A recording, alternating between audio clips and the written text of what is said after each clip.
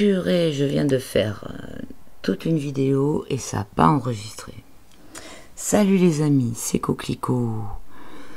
Alors, faut que je recommence et je déteste ça. Je viens de tomber sur la couverture de The Economist qui vient d'être publiée sur la page Facebook de The Economist. Et elle est absolument, c'est une grosse farce, comme le reste de tout ce qui se passe cette année 2020. Oui, cette année 2020, donc où tout est sans dessus-dessous, sans queue ni tête, et c'est du gros foutage. Donc on voit bien avec cette couverture que là, c'est la machine à sous. Donc voilà, nous sommes, l'année 2021, c'est la machine à sous. Avec la manette, avec le globe terrestre, donc qui n'est qu'une petite manette qui va se retrouver dans les mains de celui qui va diriger le monde et qui va l'actionner sans en avoir rien à foutre de ce qu'elle représente, parce que c'est quand même le truc le plus important quand même, c'est la Terre, c'est le monde, et regardez comment il est représenté sur cette image. C'est juste la manette, c'est-à-dire vraiment c'est l'objet qui sert à actionner la machine à sous, quoi. Ça craint un maximum. Et donc vous voyez bien, une machine pour parier. Donc, alors après, donc on a le bouton pour parier, et puis les rouleaux avec les symboles qui vont défiler pour déterminer qu'est-ce qui va rapporter un maximum de pognon. Alors, vous avez le virus qui peut rapporter un maximum de pognon, le vaccin, donc j'y suppose, voilà, suivant les logos qui seront alignés, il y aura un gain plus ou moins élevé. Donc déjà le virus il se retrouve deux fois dans l'image, donc on peut dire qu'il peut y avoir deux vagues de virus assez importantes dans l'année 2021. On peut le lire de plusieurs façons, hein, cette couverture. Nous voyons le vaccin avec un produit à l'intérieur bien dégueulasse, de couleur verte, qui généralement dans les dessins animés, je parle de dessins animés parce que j'en ai fait pendant longtemps, on représente les choses toxiques avec du vert, dans les choses chimiques, les choses abrasives, les produits dangereux. Donc ça dans une seringue, voilà. Donc ça va représenter le vaccin, surtout qu'il est mis entre le virus et un personnage qui a un masque rouge. Alors un personnage, vous remarquerez le personnage comment il est complètement impersonnel, hein, on dirait une sorte de Playmobil sans les cheveux, une espèce de figurine en plastique, hein, contrairement à Joe Biden à côté qui est super bien dessiné. Donc c'est comme si la population qui met les masques devient des individus qui n'ont plus d'individualité, quoi, qui se ressemblent tous, qui sont sacrifiés, hein, on peut penser, puisque le masque est rouge et que le rouge c'est la couleur du sacrifice. Donc voilà, et puis le rouge sacrifié, pourquoi aussi? Parce que le masque c'est hyper mauvais de porter ce masque, tous les gens qui l'ont porté pendant des mois, et là il commence à y avoir plein d'alertes médicales et tout à ce sujet, donc il y a une sorte de sacrifice, hein. C'est pour ça que le masque il est rouge. Bon, le masque il est rouge peut-être aussi parce que il y a un rapport avec la Chine.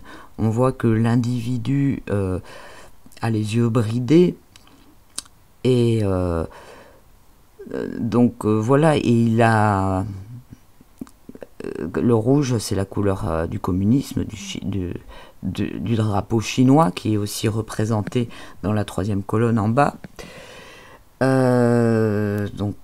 ça pourrait expliquer aussi pourquoi le personnage est représenté en jaune, mais il est vraiment représenté comme un pion. Hein. Le fait qu'il n'ait pas un visage, qui a une sorte de tête en plastique, là, en logo, c'est comme si, voilà, c'était un pion. Donc, voilà. Après, nous avons en haut un missile nucléaire. Donc, on sait qu'il y a des histoires de missiles nucléaires avec l'Iran, ou je sais plus quoi, là, je sais plus exactement ce que j'ai lu, mais qu'il y a... je sais plus ce qui s'est passé. Enfin, avec toutes les infos, ça passe tellement vite, je sais plus, mais en tout cas... Je sais plus, c'est pas eu un truc qui a été déjoué ou quoi, ou je sais plus. Bref, en tout cas, je sais que ça craint de ce côté-là et qu'il y a des sérieuses menaces. On voit que c'est juste au-dessus de la tête de Biden. Et donc, on sait que voilà, il y a des sérieuses tensions entre l'Iran et le clan de le côté de Biden, déjà avant, hein, c'était aux élections précédentes, Clinton voulait attaquer l'Iran. Donc c'est possible qu'il y ait à nouveau des tensions très fortes qui reprennent de ce côté-là. Donc là, vous voyez que sur l'illustration, on ne voit pas Trump. On ne voit que Biden et on voit le drapeau de l'Amérique déchiré. Donc, moi, c'est ce que je pense depuis pas mal de temps, c'est que tout ce cinéma qui est en train d'être fait avec l'histoire de Trump et de Biden, c'est pour le résultat d'une Amérique complètement séparée en deux. C'est pas pour que l'un ou l'autre gagne. Et si Trump gagne, il y a de gros possibilités qu'il soit empêché de... Enfin, je veux dire, si le résultat des élections change, il y a de fortes possibilités que Trump soit empêché ou soit sorti du jeu, quoi, d'une façon ou d'une autre. Et donc, à ce moment-là, ça embraserait vraiment les États-Unis. Et je me demande si c'est pas ça qui est prévu depuis le début. Et Biden n'est pas là pour gouverner, pour régner. Il a pas les épaules. Enfin, on voit bien qu'il a été sacrifié lui aussi, d'une autre façon, pour jouer le traître, celui qui triche, celui qui fait des trucs en douce, et Trump qui serait le sauveur qui est complètement... parce que c'est comme ça qu'il est représenté par les supporters, ses supporters.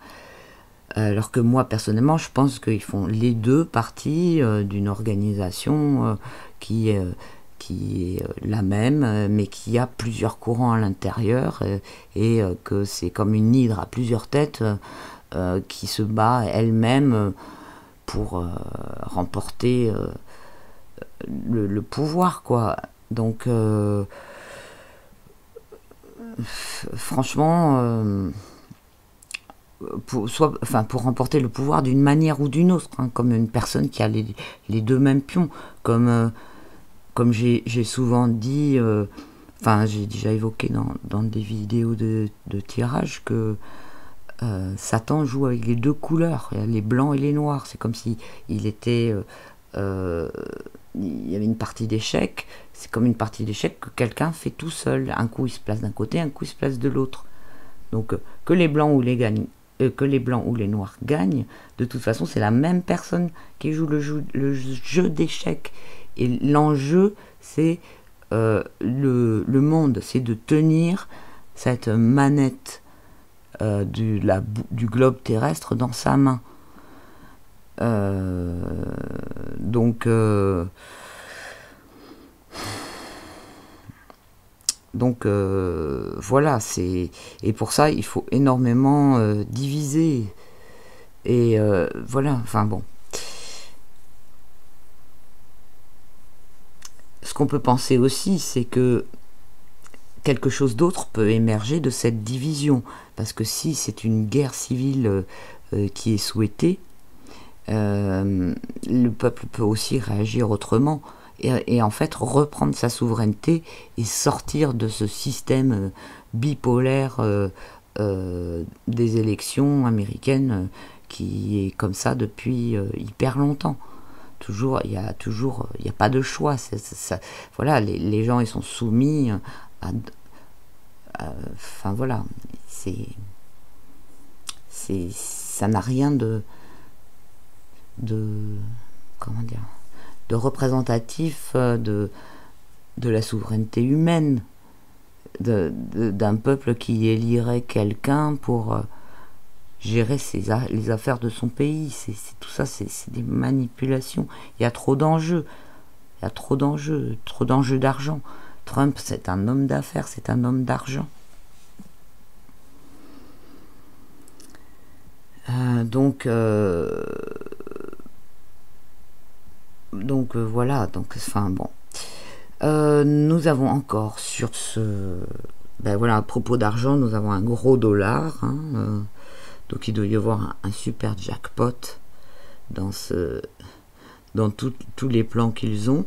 On a sous le dollar une éolienne qui nous rappelle bien le commerce vert, comment dire, le green business, hein, qui est le fait de mettre des mesures écologiques comme enfin tout ce qui concerne la transition écologique qui est lié à la protection par rapport au climat et tout ça. En fait, c'est truffé de limitations, de taxes et de plein de trucs, des interdictions et plein de choses comme ça qui s'adressent aux citoyens. Parce que s'ils voulaient vraiment faire quelque chose pour le climat, tous ceux qui ont les moyens, ils auraient commencé par s'attaquer aux plus gros pollueurs, et on voit bien que c'est jamais le cas. Donc tout ça, c'est aussi un gros jeu c'est de la poudre aux yeux, et c'est du business. Donc ça, c'est aussi, ça fait partie de Gesara, hein, la transition écologique. Hein. Ça fait partie aussi de l'agenda 21. Alors on a aussi les feux de forêt, hein, qu'on voit à droite. Donc voilà, hein, on peut dire que les feux de forêt, ça rapporte...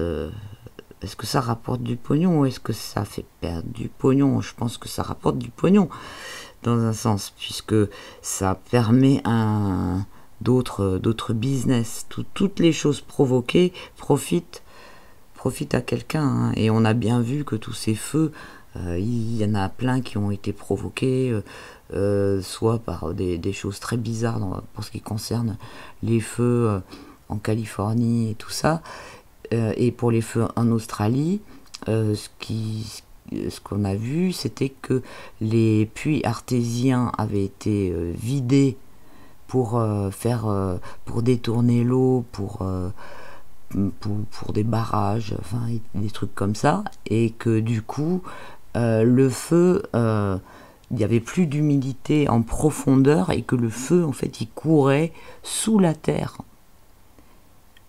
et c'est comme ça qu'il se propageait par dessous, parce que géologiquement les terrains ils ont été complètement corrompus. Donc soit c'est par des installations humaines, hein, comme ça, soit c'est par une sorte de guerre climatique, pas climatique, mais avec des événements qui peuvent être déclenchés par de la géo-ingénierie. Voilà, donc bon. Nous avons aussi au-dessus un cours de la bourse qui monte, puisque la flèche, on voit bien qu'elle va en haut. Donc ça, c'est un cours de la bourse, hein. Je pense pas que ce soit une courbe d'épidémie, puisque c'est peut-être une... Ça peut-être... Oh non, je pense pas que ce soit... Puisque là, on a déjà en bas, le virus, il y est déjà. Donc, à mon avis, le graphique, il fait pas partie de l'alignement virus. Enfin, il fait partie de l'alignement avec le dollar.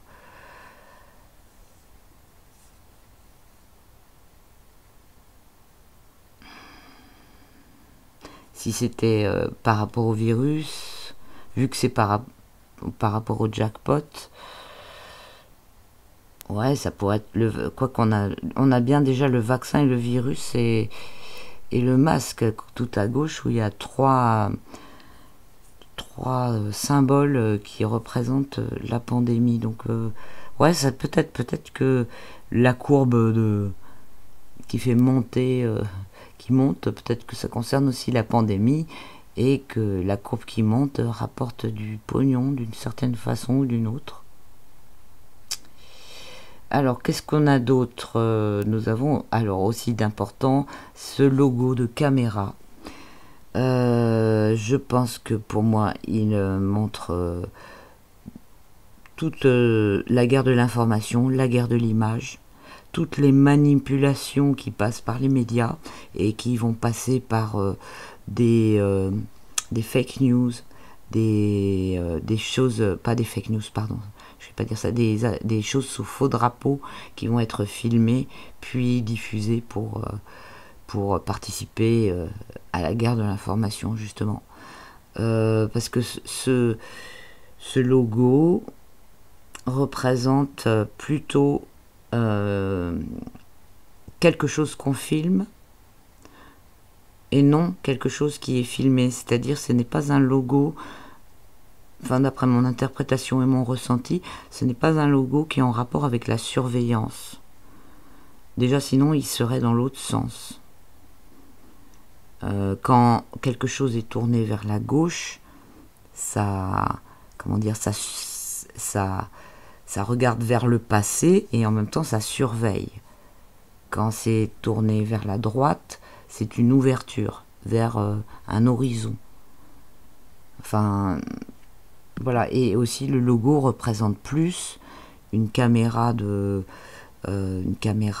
cinéma plutôt que une webcam de surveillance. Mais peut-être que je me trompe. Je crois pas que ce soit la vidéosurveillance des citoyens.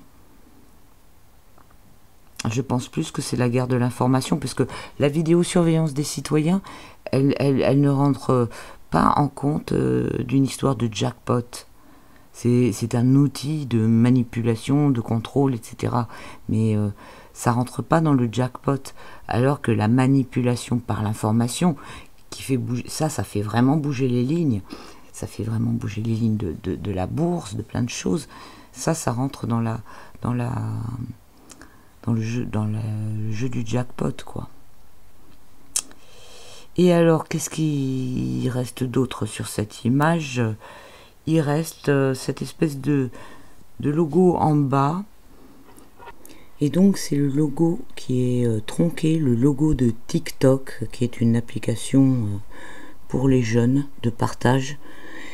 Alors, ce qui est intéressant, c'est que ça a un rapport avec la Chine.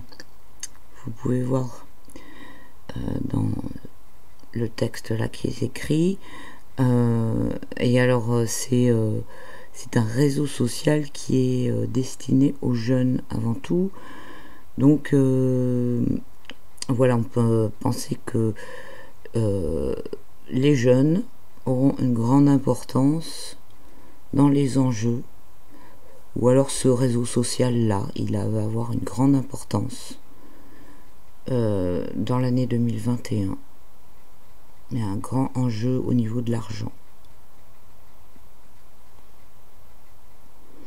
Et le fait que ça soit en rapport avec les jeunes, aussi, on sait que il y a beaucoup de choses qui passent par ce réseau. Il a été énormément controversé parce qu'il y a des choses obscures qui s'y passent. Voilà, alors qu'est-ce qui reste sur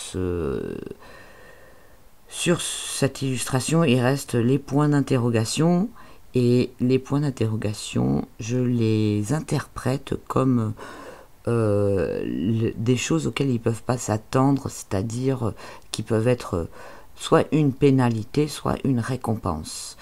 Et donc quand même, il y a une pénalité, et ce à quoi ils ne s'attendent pas, ce sur quoi ils n'ont aucun contrôle, c'est l'éveil des gens.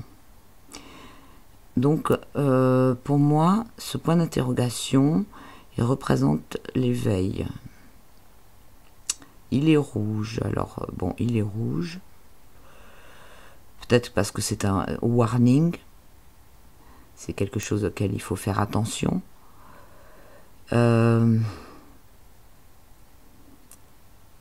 Et voilà, et c'est un point d'interrogation parce que l'éveil, le réveil et la reprise de souveraineté des gens, c'est quelque chose sur lequel ils n'ont aucune prise. Alors c'est possible que ce soit ça, hein. Moi je pense que c'est ça. Alors voilà, il y a une moitié d'un côté, une moitié de l'autre. Il va falloir aligner tout ça. C'est à nous de le faire. Et faire en sorte que ce soit une pénalité qui découle de cet alignement.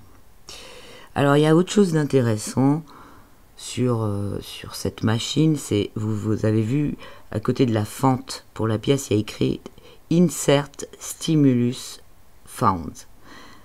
Et alors ça c'est... Ah putain, quand j'ai vu ça, je me suis dit putain. Ça pour moi c'est Soros. Qui c'est qui insère des fonds pour stimuler quelque chose? Et comme on sait que beaucoup de choses passent par l'ingénierie sociale et tout, donc on voit qu'il y a des fonds pour stimuler. C'est pas insert coin comme dans une machine à sous normale. Il y a écrit insert coin, insérer la pièce. Là il y a écrit insert stimulus found.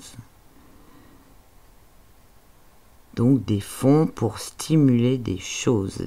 Et donc voilà, enfin, jusqu'à présent, on voit que ce qui bouge, c'est à travers surtout la population. C'est la population qui est manipulée. C'est la population. Hein, donc Soros, il peut insérer des fonds pour stimuler des trucs comme Extinction Rébellion, ou bien des trucs comme Black Lives Matter, ou plein d'autres choses. N'importe quelle révolte. Enfin, donc, voilà. Donc, c'est vraiment, franchement, il est temps de vous réveiller, là. Parce qu'alors, vraiment, avec une couverture comme ça, franchement, c'est abusé, quoi. C'est vraiment abusé. Alors, j'étais en train de faire le montage de la vidéo, et puis il y a quelque chose qui me saute aux yeux, en fait, donc je vais rajouter dans la vidéo. C'est que vous voyez sur l'image tous les... Là, tout à l'heure, j'ai mis une barre rouge pour montrer que l'image de Biden, elle était arrêtée. Et en fait, on a vraiment l'impression que la deuxième colonne, elle est arrêtée, en fait. Parce que sur toutes les autres colonnes, vous avez du flou. Il y a un flou qui est appliqué au virus, à la seringue, au bonhomme masqué, au point d'interrogation, au dollar, à l'éolienne. La deuxième colonne est la seule colonne où il n'y a pas de flou qui est appliqué. Donc on peut imaginer que la deuxième colonne, elle s'est déjà arrêtée. Et si elle s'est déjà arrêtée et que Biden est au milieu, ça peut signifier que les élections, elles vont rester comme ça, et que tout sera fait jusqu'au bout, pour pas que Trump soit au pouvoir. Qu'est-ce que je voulais rajouter d'autre? Que oui, on peut aussi faire une lecture en diagonale. Voilà. Et que le fait que les choses qui sont floues, en fait, qui sont dans le flou, peuvent encore changer. C'est-à-dire qu'il n'y a rien d'arrêté encore pour le vaccin, il n'y a rien d'arrêté. Apparemment, la seule chose qui est arrêtée, c'est pour Biden. Voilà, c'est tout ce que je voulais rajouter. Je trouvais ça que c'était un détail enfin, il fallait pas passer à côté de ce détail. Alors, si vous avez d'autres idées sur les interprétations de cette couverture, n'hésitez pas à partager dans les coms et à en discuter. Voilà. À bientôt. Ciao.